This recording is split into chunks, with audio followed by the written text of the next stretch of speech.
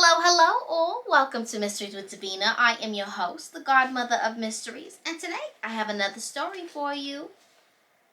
Now, previously we were talking about a Tinder date in which a woman was the victim of a man, a psychopathic man. But today I have the opposite for you, just so you know that I'm not biased, okay?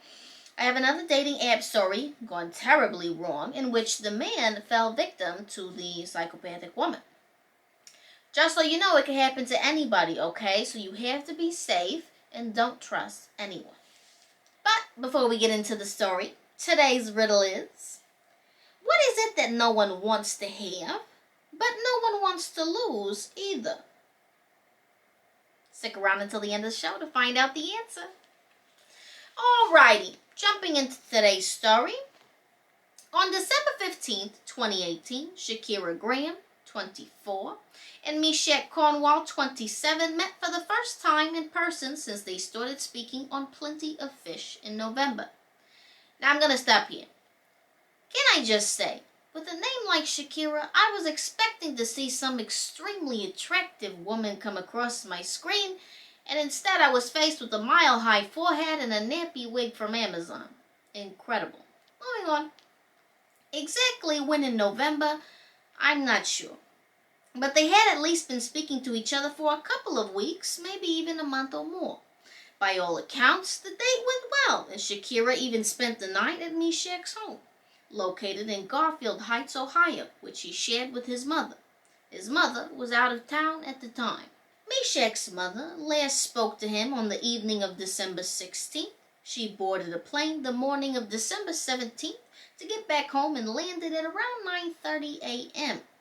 She made her way back home and found him unconscious and bleeding at the bottom of a set of stairs leading to the basement. He was pronounced dead just after 11:40 a.m. He died of multiple gunshot wounds. Meshach's family was aware that he was dating Shakira and was able to help identify her as a suspect. Shakira Graham was arrested on February 13, 2019 in Shaker Heights, Ohio, and charged with aggravated murder. Police said that another man was also arrested on suspicion of theft in the case, but he had not been charged. Interesting.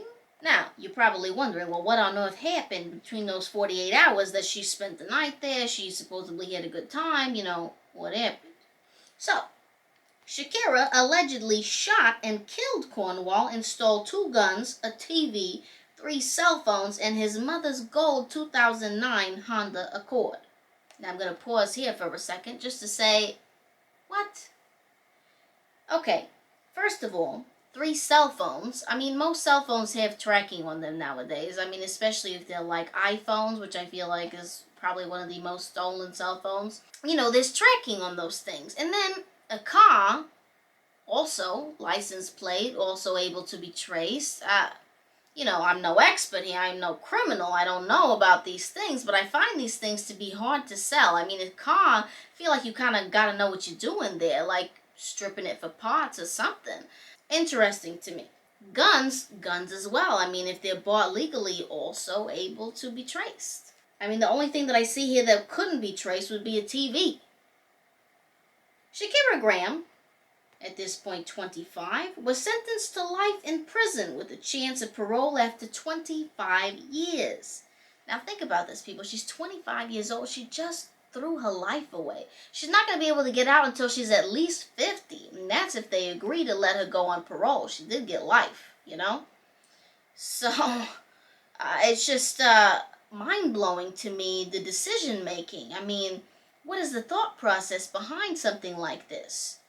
You're going to jail now. Your life is over. Practically, anyway. A jury on February 28, 2020 found her guilty of aggravated murder, aggravated robbery, aggravated burglary, and several other felony charges in the death of Meshach Cornwall. Now, wait till you hear this. Shakira, a pastor's daughter and mother to 2 young children, said in a brief statement during the hearing that she maintains her innocence. Defense attorney Rufus Sims said they plan to appeal the verdict, and here was her quote. I want to give condolences to Meshach's family, Graham said. I didn't go to trial to get away with murder. I went to trial to fight for my innocence, and I will continue to fight for my innocence. I don't really know if I buy her innocence or not, because in the articles that I read, there really was no information as to how they came to the conclusion that she was the one. But obviously, they must have had some sort of evidence against her, because they arrested her, they charged her, and she got a guilty verdict in her trial. She was guilty. Now, I know that there have been people who go into jail that did not commit the crimes that they were accused of. And, that I don't have any information here on that to be able to say, well, maybe yes, maybe no. But I'm going to go on the fact that she was declared guilty and say, woman, what are you talking about? Innocence. Cornwall's mother, Jacqueline Harrington, said in a tearful statement that Cornwall was a loving son and friend who loved his job working for a car rental company.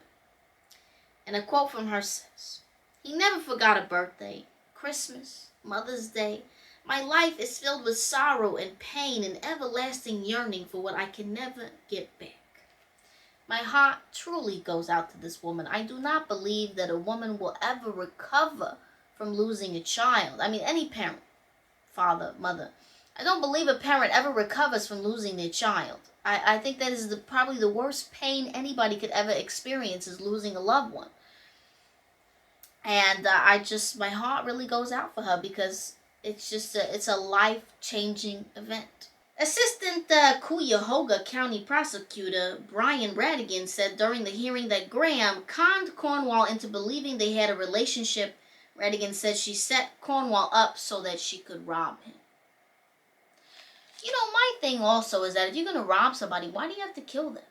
Just take the stuff and go. I mean, if you have them at gunpoint, just take the stuff and go. Is it really necessary to kill that person? Is it really necessary to take a life? If you get caught for theft, that's much less years in prison than murder. I mean, really, where is the thinking that these people have? Shakira's father, Carnell Graham, a pastor for the last 34 years, says he believes someone else killed Cornwall.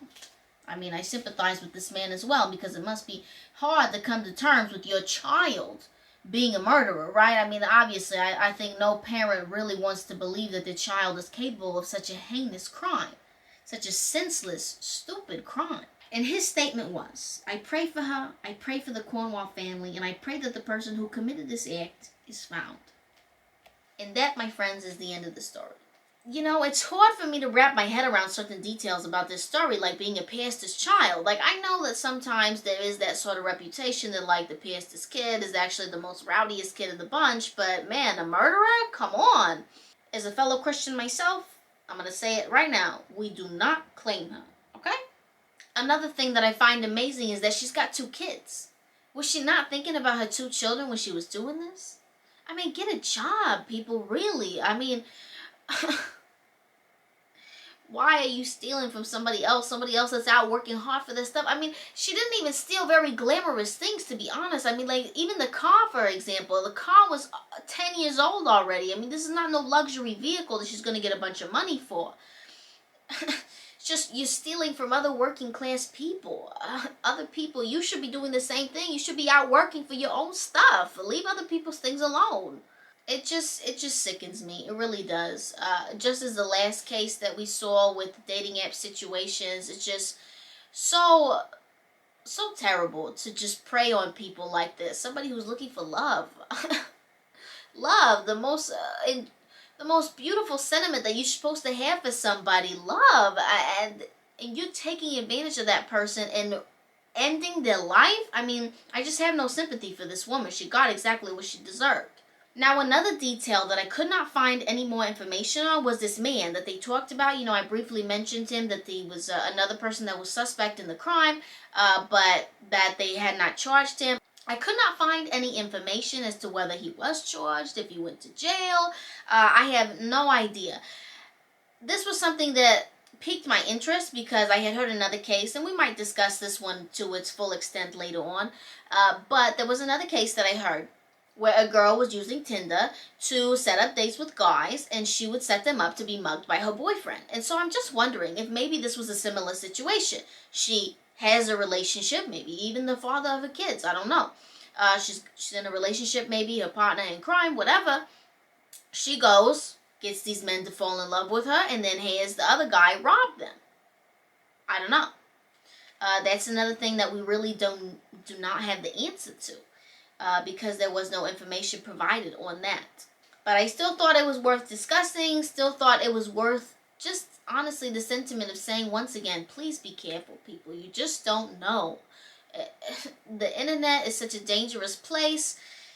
Meeting people online is honestly so dangerous. You just don't know what these people's actual intentions are. I mean, you would think, I'm sure that this man, he felt comfortable with her at this point. I mean, they spent an evening together. Everything went fine. They had been talking for at least a couple of weeks because they started talking in November and didn't meet up until December 15th. So at least a couple of weeks they were talking, maybe even more than that. And then she ends his life. Somebody that deserved to live, you know what I mean?